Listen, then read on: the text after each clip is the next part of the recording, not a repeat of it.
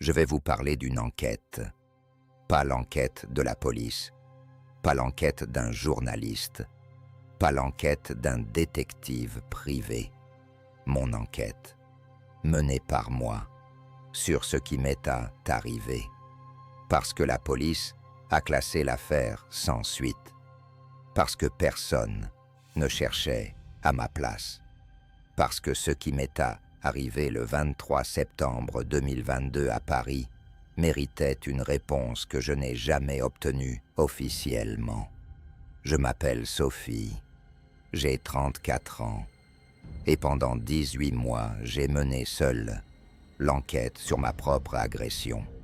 Voici ce que j'ai trouvé. Le 23 septembre 2022, je rentrais d'un dîner avec des amis. 23h30, métro ligne 2. Je descends à la station Barbès-Rochechouart. Je remonte la rue vers mon appartement. 5 minutes à pied. Un trajet que je faisais 2 ou 3 fois par semaine depuis 3 ans.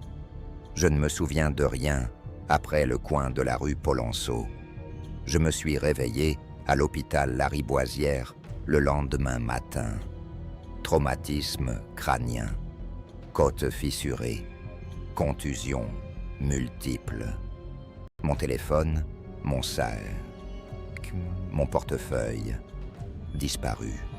Selon les médecins, j'avais été trouvée inconsciente sur le trottoir par un passant vers minuit.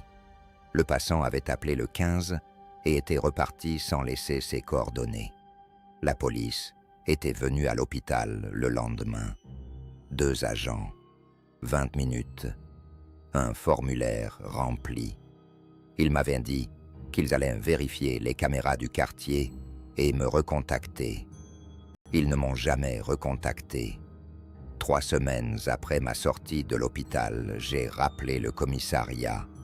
Le dossier avait été classé sans suite, faute d'éléments suffisants. Faute d'éléments suffisants.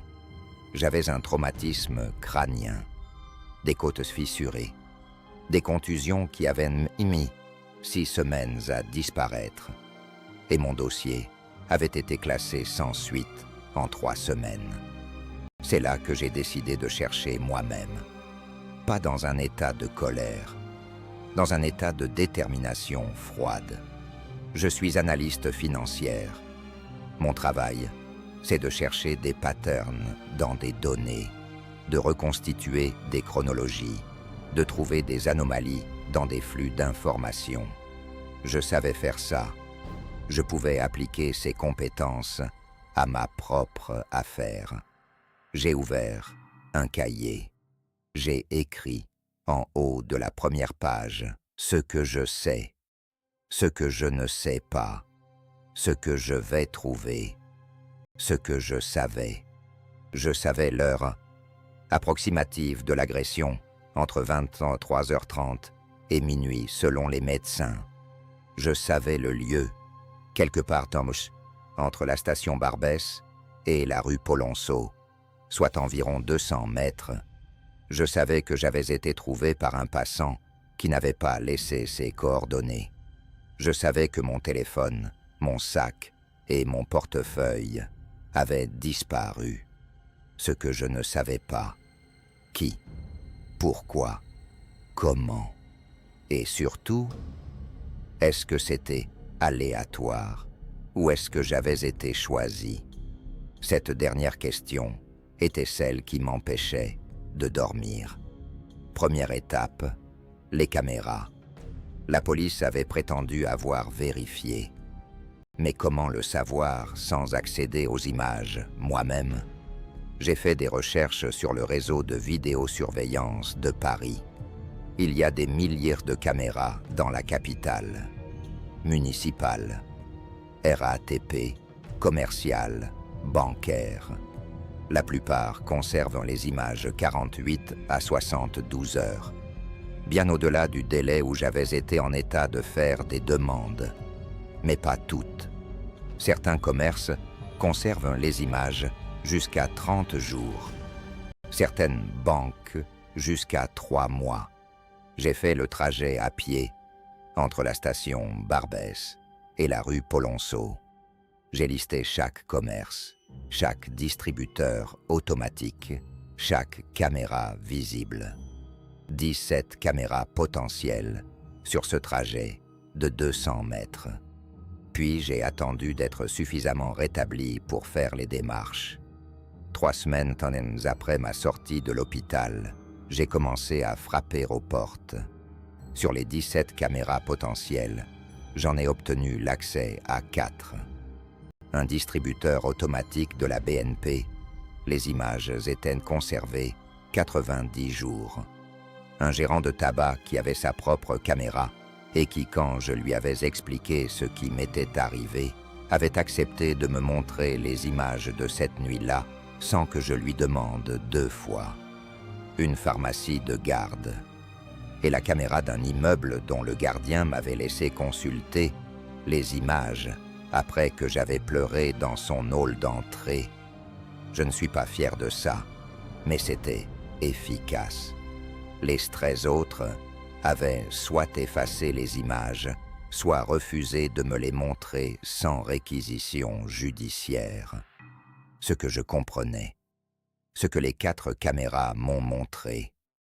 La caméra du distributeur BNP, à l'angle de la rue de la Goutte d'Or et du boulevard Barbès, m'avait capté à 23h34. Je marchais normalement, seul, personne dans mon champ immédiat. La caméra du tabac, 50 mètres plus loin, m'avait capté à 23h36. Je marchais toujours, mais quelque chose avait changé. Quelqu'un marchait derrière moi. Je veux être précise sur ce que je vois sur cette image, parce que c'est important. La caméra du tabac est orientée vers la rue. On me voit de dos. Ma veste rouge que je portais ce soir-là, mon sac sur l'épaule gauche. Et derrière moi, à environ 10 mètres, une silhouette.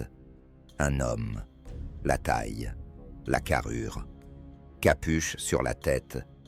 Il marche au même rythme que moi. Ce n'est pas une preuve. Des gens marchent dans la rue la nuit.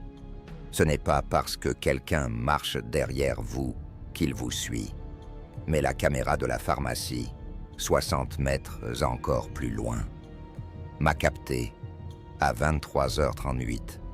La même silhouette était toujours derrière moi, toujours à 10 mètres, toujours au même rythme. La caméra de l'immeuble ne m'avait pas capté, ce qui voulait dire que j'avais été agressé entre la pharmacie et l'immeuble. Un angle mort de 40 mètres environ. 40 mètres sans caméra dans une rue parisienne. Une coïncidence. Ou pas. La silhouette sur la caméra de la pharmacie, la dernière image où elle apparaissait, était à 10 mètres derrière moi. 40 mètres plus loin, j'étais inconsciente sur le trottoir. Deuxième étape, le passant. Quelqu'un m'avait trouvé et avait appelé le 15, sans laisser ses coordonnées. Ce n'est pas illégal. Personne n'est obligé de laisser ses coordonnées quand il appelle les secours. Mais c'était inhabituel. J'ai obtenu, après des démarches administratives que je ne vais pas vous détailler parce que c'était long et compliqué, la transcription de l'appel au 15. Pas l'enregistrement audio, juste la transcription. L'appel durait 47 secondes. La personne avait donné l'adresse exacte, décrit mon état, confirmé qu'elle restait sur place jusqu'à l'arrivée des secours. Et à la fin de l'appel, quand l'opératrice avait demandé son nom, elle avait dit « Je préfère ne pas le donner ». L'opératrice avait insisté « C'est la procédure ». Je ne peux pas. Je suis désolé. Une voix d'homme, jeune, avec quelque chose dans la voix que la transcription ne capturait pas, mais que l'opératrice avait noté dans le rapport. Appelant semblait bouleversé et pressé de raccrocher. Bouleversé et pressé de raccrocher. 2 interprétations possibles. La première, Un passant ordinaire qui avait été choqué par ce qu'il avait vu et qui ne voulait pas d'ennui. Ça arrive, les gens évitent les complications judiciaires. La deuxième, quelqu'un qui connaissait la situation, qui savait ce qui s'était passé, qui avait appelé les secours malgré ça, par remords peut-être, ou parce que l'état dans lequel je me trouvais l'avait surpris. Troisième étape, pourquoi moi? C'était la question centrale. Un vol à l'arraché ne laisse pas des côtes fissurées et un traumatisme crânien. On prend le sac et on part. La violence que j'avais subie dépassait ce qui était nécessaire pour un vol. Ce qui suggérait, pas prouvé, suggérait que le vol n'était peut-être pas le seul mobile. J'ai réfléchi aux semaines précédant l'agression. Rien d'inhabituel dans ma vie professionnelle. Pas de conflit, pas de litige, pas d'ennemi que j'aurais pu identifier. Mais en cherchant, en creusant vraiment, j'ai trouvé quelque chose. 4 mois avant l'agression, j'avais témoigné dans une procédure disciplinaire interne à mon entreprise, contre un collègue qui avait falsifié des données financières. Témoignage décisif. Il avait été licencié. Ce collègue s'appelait Frédéric Arnaud. J'ai cherché Frédéric Arnaud. Il avait été licencié en juin 2022. Mon agression est en septembre 2022, 3 mois après. Il habitait dans le 10e arrondissement, à 20 minutes à pied de Barbès. Il avait un casier judiciaire.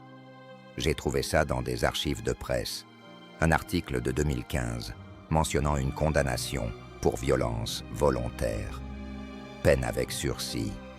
Je ne suis pas allé à la police avec ça. Pas parce que je n'avais pas confiance, parce que je n'avais rien de concret. Une silhouette floue sur une caméra de tabac. Un timing qui coïncidait. Un casier pour violence. Ce n'était pas suffisant pour une plainte et je le savais. J'ai fait quelque chose d'autre. J'ai engagé un détective privé.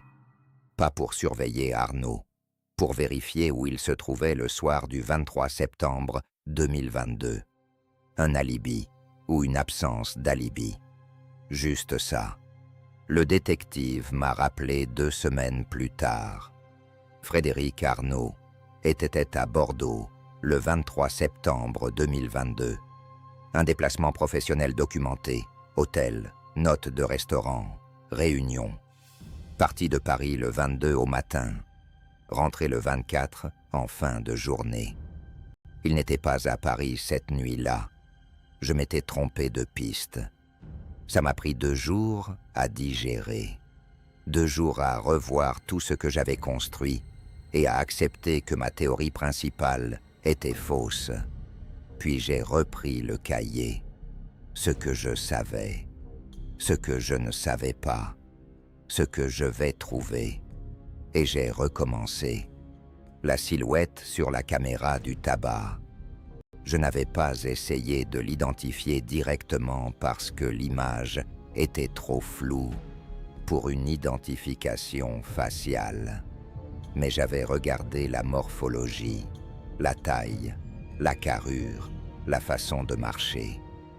Et en revoyant les images, j'ai remarqué quelque chose que j'avais manqué la première fois. La personne boitait légèrement, du pied droit. Un boitement discret mais régulier, visible sur les 3 ou 4 secondes où elle apparaissait à l'écran. J'ai fait quelque chose que la police n'avait probablement pas fait. J'ai demandé à revoir les images du distributeur BNP, la première caméra, celle où je marchais seul. J'ai demandé au responsable de la banque, après plusieurs tentatives et un courrier expliquant la situation, de me montrer non pas les images de moi, mais les images des 10 minutes précédant mon passage. Il a accepté, après vérification de mon identité et de mon dossier médical. Dans ces 10 minutes, plusieurs personnes passaient devant le distributeur. Et parmi elles, à 23h28, 6 minutes avant que j'apparaisse, une silhouette avec une capuche, qui boitait légèrement du pied droit. Il m'attendait. Il savait que j'allais passer par là. Il connaissait mon trajet. Ce n'était pas un vol opportuniste. C'était prémédité. Qui connaissait mon trajet habituel entre Barbès et mon appartement? Mes amis avec qui j'avais dîné ce soir-là. Mon ex-compagnon. Nous avions rompu 6 mois avant, sans violence, sans conflit majeur. Quelques collègues qui savaient où j'habitais. Mon frère. Et quelqu'un d'autre. Quelqu'un à qui je n'avais pas pensé immédiatement, parce que notre relation était professionnelle et distante. Mon propriétaire. Mon propriétaire s'appelait Michel Servant, 62 ans. Il gérait plusieurs appartements dans le quartier, dont le mien depuis 4 ans. Il était passé chez moi 2 semaines avant l'agression pour une vérification des installations de gaz. Il avait vu, parce que nous avions parlé de nos habitudes pour le rendez-vous, que je rentrais généralement tard le vendredi soir. Le 23 septembre était un vendredi. J'ai cherché Michel Servant. Pas de casier judiciaire accessible. Pas d'article de presse. Rien d'inhabituel en surface. Mais j'ai trouvé quelque chose en cherchant dans les archives de procédures civiles accessibles au public. En 2019, une ancienne locataire lui avait intenté un procès pour harcèlement. La procédure avait été abandonnée, retrait de plainte, avant d'aller au tribunal. Une seule plainte retirée ne prouve rien. Mais j'avais une nouvelle piste. J'ai retrouvé cette ancienne locataire. Elle s'appelait Marine. Elle avait quitté l'appartement qu'elle louait à Servante et en 2019, après le dépôt et le retrait de plainte. Elle vivait maintenant dans le 13e arrondissement. Elle a accepté de me rencontrer. Ce qu'elle m'a dit lors de cette rencontre, dans un café du 13e, un après-midi de mars 2023. Je vais vous le résumer parce que certains détails sont trop personnels pour être partagés publiquement. Elle avait eu des problèmes avec Servant qui avaient commencé progressivement. Des visites non annoncées, des commentaires déplacés. Et une nuit, une seule, elle avait été suivie dans la rue en rentrant chez elle. Elle n'avait pas vu le visage de celui qui la suivait. Elle boitait légèrement du pied gauche à cause d'un accident de vélo. Elle me l'a dit parce que je lui avais posé la question. Pied gauche, pas pied droit. Ce n'était pas Servant non plus. Je n'ai toujours pas trouvé qui m'a fait ça. Je veux être honnête avec vous ce soir parce que c'est important. Cette vidéo ne se termine pas par une révélation, par une arrestation, par la justice rendue. Elle se termine par une enquêtrice épuisée qui a passé 18 mois à chercher et qui n'a pas de réponse. Ce que j'ai trouvé, c'est une silhouette floue sur une caméra de tabac. Un homme qui boitait légèrement du pied droit. Un préméditation probable. Et 2 fausses pistes. Ce que je n'ai pas trouvé, c'est un nom. Mais je continue. Pas parce que je suis obsédé, ou peut-être un peu parce que je le suis. Parce que quelqu'un a décidé un soir de septembre que ma vie comptait moins que ce qu'il voulait faire. Et cette personne se lève chaque matin, mange, travaille, dort, sans conséquence. Ça, je ne peux pas l'accepter. Je publie cette vidéo ce soir pour une raison précise. La silhouette sur la caméra du tabac. L'homme qui boitait légèrement du pied droit. Rue de la Goutte d'Or, Paris 18e. Le 23 septembre 2022, à 23h36. Si vous reconnaissez quelque chose dans cette description, si vous étiez dans ce quartier ce soir-là, si vous avez vu quelque chose, si vous connaissez quelqu'un qui correspond, laissez un commentaire. Pas pour la police, pour moi. Parce que c'est mon enquête et elle n'est pas terminée. À suivre.